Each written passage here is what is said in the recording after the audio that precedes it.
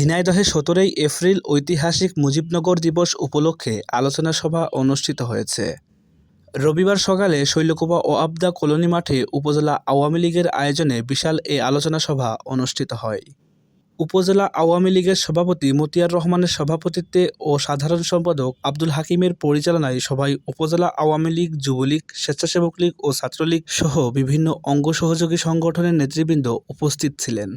এদিন ইকু শিকদার ও শামীম মোল্লার নেতৃত্বে আলোচনা সভা সফল করতে হাজার হাজার নেতাকর্মী মিছিল নিয়ে আসতে দেখা যায়। আগামী 21শে মে আমাদের শরীক উপজেলা পরিষদের নির্বাচন। আপনারা আমাকে শরীক উপজেলা পরিষদের নির্বাচনে আমাকে মনোনীত করেছেন চেয়ারম্যান পদে।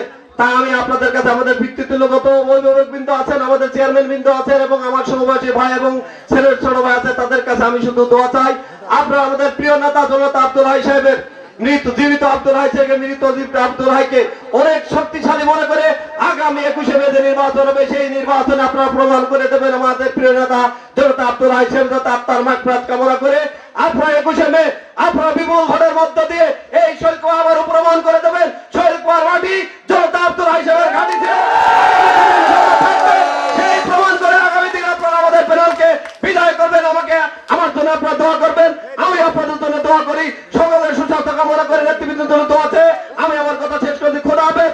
উপজেলা পরিষদের প্রার্থী আমাদের বড় ভাই শামীম হোসেন মোল্লা চেয়ারম্যান প্রার্থী, আমাদের ভাইস চেয়ারম্যান প্রার্থী জাহিদুল নবী কালু চাচা, আমাদের মহিলা ভাইস চেয়ারম্যান প্রার্থী লিপি আপা। আর সংসদ ভোটের উপনির্বাচন হবে, সেই উপনির্বাচনে আমাদের মনোনয়ন চাবে আমাদের গ্রুপে।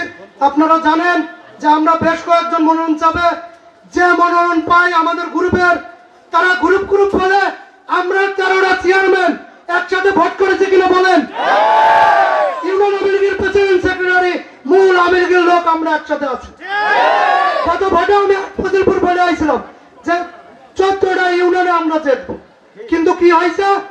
কিছু টাকার বিনিময়ে আমরা 3টে ইউনিয়ন, তার আশপাশের ইউনিয়ন 12 নম্বর, কিছু ইউনিয়ন যারা বিএনপির ঘাঁটি হিসেবে বিএনপি আলারা আসলে সমাজ জামাত যতই আমাদের সাথে করুক নৌকায় ভোট দিতে চাই না বেশিরভাগ মানুষ।